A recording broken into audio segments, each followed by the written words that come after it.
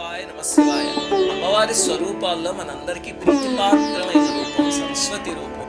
ఆ తల్లి అనుగ్రహిస్తే మందభాగ్యుడు కూడా అద్భుతంగా మాట్లాడగలడు, అనుగ్రహించకపోతే మాటలే కరువైపోతాయి.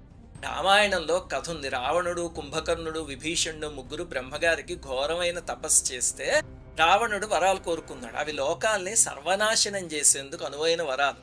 ఇంకా కుంభకర్ణుడు కోరుకునే లోపు దేవతలు అల్లాడిపోయారు. స్వామి ఇప్పటికే చాలా మంది దేవతల్ని, అప్సరసల్ని, ఋషుల్ని, మనుషుల్ని తినేసాడు, వరాలు కూడా ఇస్తే సర్వనాశనం చేసేస్తాడు అంటే, ఈ లోపల వాడు వరం అడిగే లోపు సరస్వతీదేవి వాడి వాక్కుని మార్చేస్తే నిర్దేవత్వం కావాలి అని అడగడానికి బదులు నిద్రావత్వం అని అడిగాడు. ఆయన తథాస్తోంది.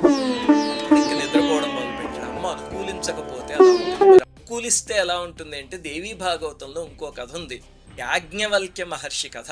యాజ్ఞవల్క్యుడు 3 వేదాల్ని 3 మహర్షుల దగ్గర నేర్చుకుని వైశంపాయనుడి వద్ద యజుర్వేద అధ్యయనం చేశాడు. 4 వేదాలు కర్తలామలకు అయ్యేసరికి అహంకారం, జామదం వచ్చాయి. ఆ సంగతి గురువు గారు గ్రహించారు. ఒకసారి వైశంపాయన మహర్షి ఒక పని చేసేసరికి ఈయన అహంకారంతో గురువు గారిని దూషించాడు. దాంతో ఆయన కోపం వచ్చి, యాజ్ఞవల్క్య అభ్యసించిన వేద విద్య అంతా నా వద్దనే కక్కేసి వెంటనే ఆశ్రమాన్ని విడిచి వెళ్ళిపోని కఠినంగా పలికితే పాదాల మీద పడ్డాడు, కానీ ఆయన కరగలేదు.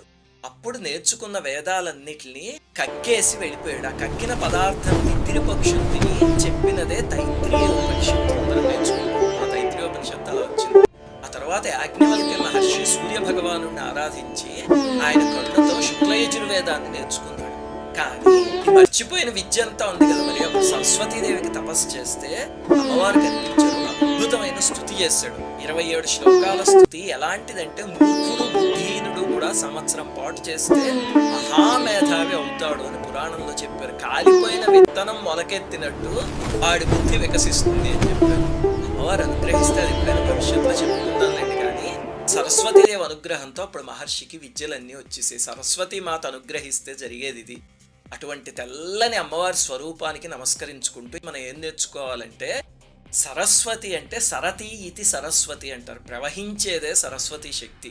ఆ తల్లిని ఒక బుర్రలో బంధించాలనో లేకపోతే మన దగ్గరే ఉంచేసుకోవాలనో ఎప్పుడు చూడకూడదు. మనకున్న మంత్రాన్నో, విద్యనో, చదువునో, జ్ఞానాన్నో, ఒక శ్లోకాన్నో, దేన్నైనా సరే 10 మందికి ప్రవహింపజేయాలి. కానీ మన దగ్గరే ఉంచుకుందామని చూస్తే ఆ తల్లి నిలవదు.